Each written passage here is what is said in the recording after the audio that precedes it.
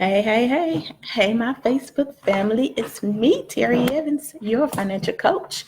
And so I wanted to come on here today just to give you a little encouragement.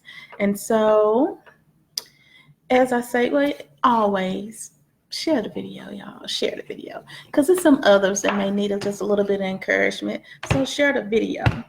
So, just to get right into it, if you join tonight while I'm online, please say, hey, how you doing? Wave your hand.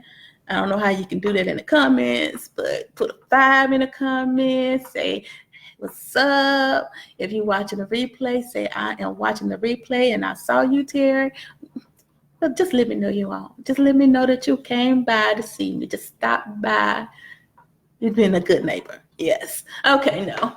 So, I really wanted to just come on briefly. I'm not even going to be on here long tonight, and just encourage you all because we are 6 months into the year. We into our 7th month, getting ready to, go in the last half of this year.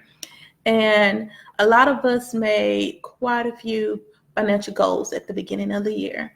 And we had intentions on being at a certain place by this time.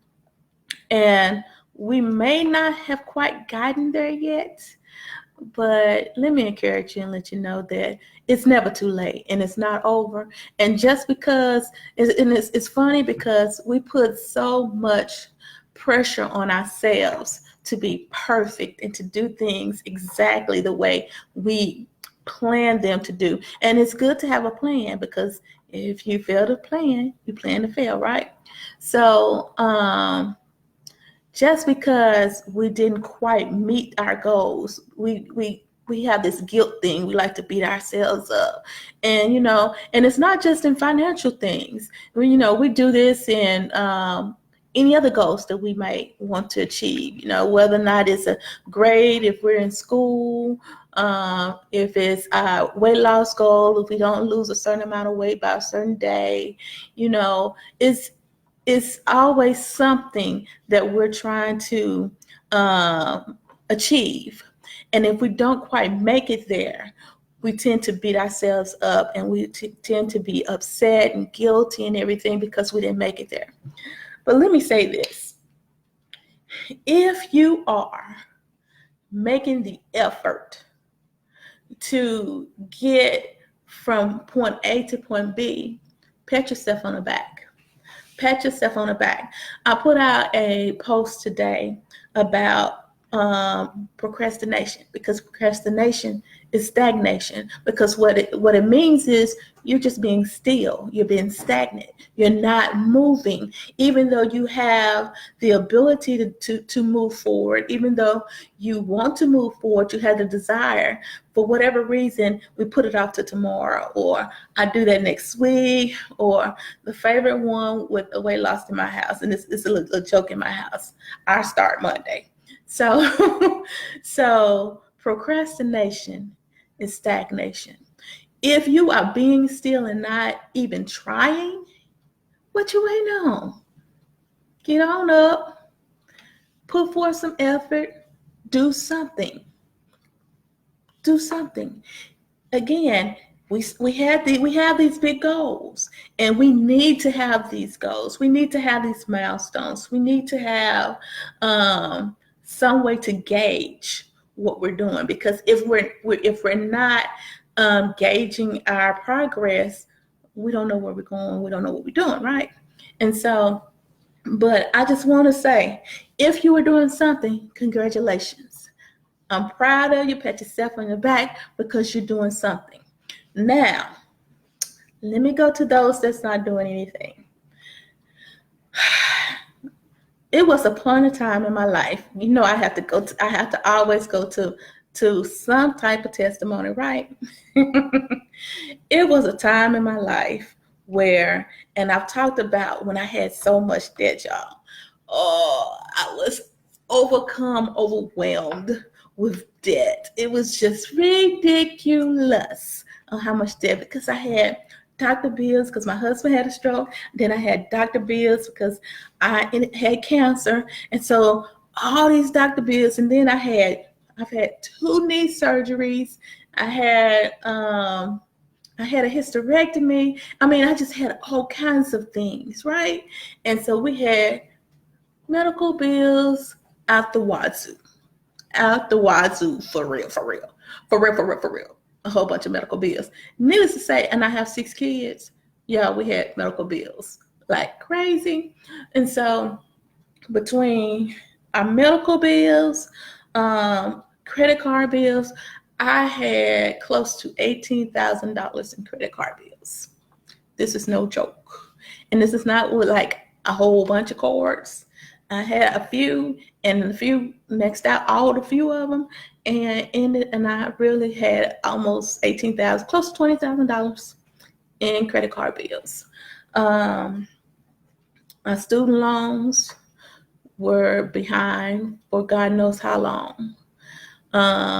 And let me tell you, I wasn't doing really anything. I was very stagnant. I was just going day to day, just living life. Because, I'm like, I can't do nothing. I don't have enough money to do anything, so I'm just not going to do nothing. And so I did nothing. And I know y'all have heard the story over and over, but I'm going to keep telling it. But the day I walked into the NACA office, because that's where I was going to try to get we was trying to purchase a house. And I don't know why in my mind I thought, well, it's okay. If I make enough money, I can get a house. That's all that matters is my money. Well, we walked into the NACA office and they pulled a credit report. Yeah, I had enough money to buy the house. But y'all, woo-wee. When they started going down my credit report and they started talking about this, and this, and we need to have a letter of explanation for this, and we need to have this and that, I said, oh no, forget this. This is too much. This is too much. And actually we tried for a minute and then we stopped. We said, it's just too much to do. And I literally, because they give you a little box of one of those accordion folder things, files, and put everything in them. It had gotten to the point I literally, not figuratively, literally took that file and I pushed it in a corner and it stayed there for about 2 years. And asked me, what did I do with anything? Absolutely nothing. I said, you know what? I'm going to focus on something else because this is too hard. I don't want to even try it anymore. It's ridiculous. I don't understand why it's like this anyway. And why do I have these issues with my credit and this and that? And I'm like, it's too much. It's ridiculous. And I let it sit there for about 2 years. But then something happened. Something clicked and said, okay, Terry, you know what? You're not doing anything. You have procrastinated long enough. You have been stagnant long enough. And it's not just about you. You have children, really. You just go on with your life and just live life and don't care and allow your children to continue to live this life when they can have better. That's when it clicked. And I said, okay, it is time for me to do something. I got my butt up. I brushed myself off and I got to work. And let me tell you, it took me a good 4 years to get to a good place. And it might have been more than 4, maybe 4 or 5 years, might have been 5 years to get into a good place. It didn't happen overnight. And I had some of those days and some of those times where I was like, y'all, I don't want to do this anymore. It's too hard. It's too hard. Why being an adult have to be this doggone difficult financially? Why? Terry, why you have 6 kids? You know good and doggone well when you had one, how much it was going to cost, and you kept going. I mean, all kinds of stuff started going on in my mind, But I was determined that it wasn't about me. It was about what was behind me. It was about my children. And I want to make sure that they experience a nice life and not have to experience having to beg and borrow all the time, not having to go to school every school year on the same school shoes they've been wearing for the the past couple of years, or passing the shoes down. You know you can fit your big sister's shoes down. So, go ahead and get their shoes. I don't have enough money to go buy you any shoes. I don't have enough money to go buy you clothes for this school year. So let's see if I can get somebody else to help me buy some clothes. Hey, y'all, I see Robin and Linda. Hey. And Anitra, hey. And so I was tired of it. I was tired of my kids I'm going to tell y'all, ramen noodles. It's sad that it got to the point that my kids began to like ramen noodles. It wasn't so much that now they want me to buy out, but at one point in time, it was tuna, chicken salad, ramen noodles, spaghetti. It was all those kind of meals that we had to cook over and over again because we didn't have the money to buy food, and I was tired of that. I was tired of going to the church and getting food from the church, or going to someone from the church saying, okay, I know you don't have enough. Let me bring you over some food. Let me bring you over some money. I was tired of that. I was tired of my lights getting turned off, and I was saying, okay, Lord, can I find some money to pay them so they can turn them back on? I was tired of that. I was tired of that cycle. And y'all, literally, and again, not figuratively, but literally, every time income tax came around, I had a plan, y'all. I had this plan. And this is before I made up my mind. I said, I'm going to save and I'm going to pay stuff off. Y'all, that was we get the money in February. By the time May rolled around, all my money was gone. All my money was gone, mostly because I had to pay back rent. I had to catch up on my utilities. I had to do that. And my husband would be like, where's our money? We got literally 1 year, I got about $10,000 in tax refund. And I'm sure that was the year that we had to pay after my husband had the stroke, and we couldn't afford to pay rent. And my landlord let us just go month after month after month. We had to pay him like $7,000 when we got the money. So I was sick and tired of being sick and tired. I was sick and tired of living that life. But let me tell y'all a story, y'all. Ooh, God is good. So that credit card debt, ask me how I paid off every penny of it, and none of it did we have to go to the credit card company and ask them, close the account and say, okay, we'll do a charge off and we'll just give you a certain amount. We didn't do that. We paid every penny of it. We got my student loans caught up, current. Y'all, that's not an easy task, but we got that done. We stopped. Let our utilities get turned off, because I've told y'all a story about how every summer we turned off the gas because we couldn't afford to pay the gas. That's one bill we just couldn't afford. We stopped doing it. Y'all, we got gas now. We have gas in the summertime too. Okay. and it's funny because a lot of people don't understand, well, why would somebody do that? But when you were in a situation that I was in, you got to do what you got to do to survive. And that's what I did. But I got tired of surviving. And now I'm thriving. Y'all, and I would suggest y'all do this. I put this in a comment, in a post the other day. I would suggest anybody do this. But I was able to go to the car lot, and I didn't see a car that I wanted, at the car lot. And I was like, you know what? I like that one right there. It's on the showroom floor. And they opened the doors, took the car off. They drove the car off the floor, went and washed the car and said, here's the keys. They're yours. That's how things dramatically changed for me. I was able to buy a home, and y'all, I didn't have to, my interest rate is not 4%, 5%, 12%. It's not that. My interest rate on my house is only 3%.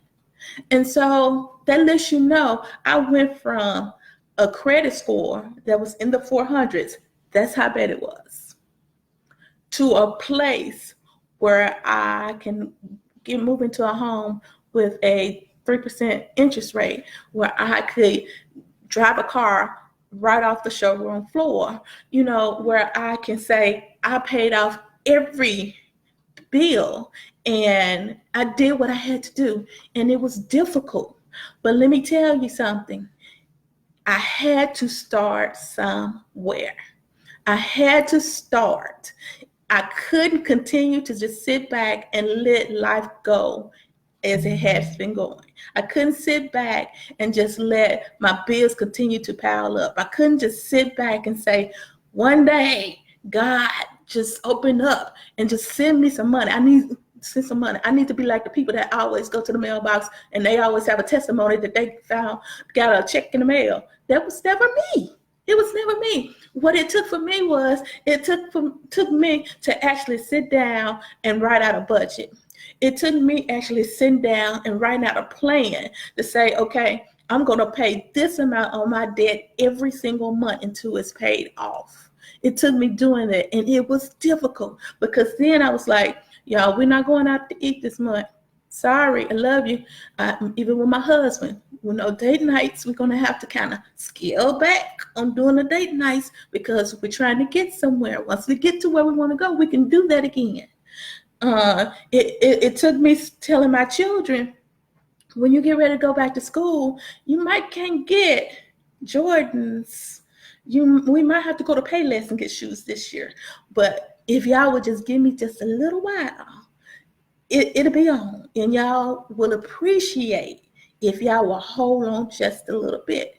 And my kids, we had to sit down with the family, and I'm gonna tell y'all something. Your children appreciate it when they see that you're trying to get somewhere, when you have that conversation with them, not just doing it and saying, I don't have the money. No, say no. Right now, hey Veronica, hey Tiffany, right now I don't have it because I'm using this money to get us somewhere, to another place. I'm using this money to save so we can move into our house, so we can buy a home. I'm using this money so we can get a vehicle to get y'all back and forth to school, and so we can do everything else. It meant so much more to my children to be a part of the process, that they were not, what's the word? They didn't have an issue with us by not being able to do some of the stuff that they wanted to do, because they realized we had a plan.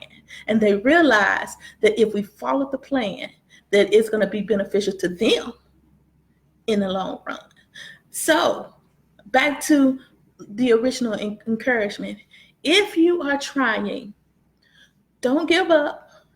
Number one, it's not a quick fix. Don't give up. Keep moving. Keep trying, keep moving. Don't give up. Number two, don't beat yourself up, because you will have fallbacks. Let me tell you, you will have them. You will have fallbacks. Don't beat yourself up about it. Say, okay, you know how they say in church, I may not be where I want to be, but I'm not where I used to be. Use that for your finances too, right? Right. And then if you can't figure it out by yourself, set up an appointment. Y'all, to set up an appointment with me, I have so many people who ask me on the back end, well, how much will it cost for a consult? Nothing. Absolutely nothing. All it costs is your time to go out to the site and go ahead and set you up an appointment. It may take you 5-10 minutes. That's the only cost. And then it might take you up to 30 minutes. Having a conversation with me, getting to know you, getting to know your situation, what's going on with you, what's going on with you financially. Oh, is this really going? Maybe this may work for you. Let's see what we can do to work out a plan that is catered to your needs. And so if you have tried this, if you are trying and you feel defeated, if you feel that it is just over your head and you can't get it, one, don't be embarrassed. I had a lady tell me she was embarrassed to talk to me just because I knew how much money she made. She said, well, you already know I make a little bit of money, and I'm embarrassed to be in the situation that I'm in and have to come talk to you. I'm like, why would you be embarrassed? Do you realize where I was? Hunty, Don't be embarrassed. So don't be embarrassed. Don't be shamed. Talk to me. We all been there. We are still striving to get to where we want to go. Because I haven't made it yet, but I'm on my way.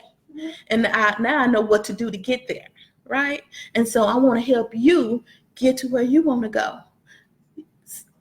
Go ahead and schedule your appointment. Stop waiting. Stop waiting until next week. I'll do it next time. I'll do it next week. I'll do it tomorrow. When tomorrow comes, I'll do it tomorrow. When that tomorrow comes, I'll do it next week. Stop it. Because the longer you wait to set up your appointment, the longer you wait to start, the longer it would take for you to get to your new reality, to what the life that you want to live on your terms financially. And until you get up, get on your computer, get on, and you got your telephone in your hand half the time anyway. Get on your phone, set up that appointment. Stop letting time pass you by. The time that's passing by, you could be working towards your goals, and things could be changing for you. Stop it. Stop it. And it ain't just about you. If you have children, stop it, because it matters even to them. Because one, you want to leave a legacy and an inheritance to your children's children. Let's get this stuff together. Let's do what it takes to get to where we need to go. I am just a phone call away, messenger away, an appointment away. Send me a text. Send me, my phone number is 501-505-4030. That is my number. Call me. Send me a text, and I will send you the link to the scheduler. Hit me up on, if you're on Facebook, hit me up on Messenger. I will send you the link to go ahead and get your stuff scheduled. Y'all, it's not hard. It's not hard. And I'm not going to drill you. I just want to learn about you. That's it. All right, y'all. I hope I encouraged you some today. That if you're trying, if you're putting forth an effort, keep going, because it's going to be worth it in the long run. And I'm proud of you. Okay, so that's all I have for tonight. I will put my link in the post and in the comments, so you all can go ahead and click on that and schedule your appointment. Y'all have a wonderful night, and I will see you all. I might be back on tomorrow. Talk about something, because I just love talking to y'all. All right. Have a good one. Good night.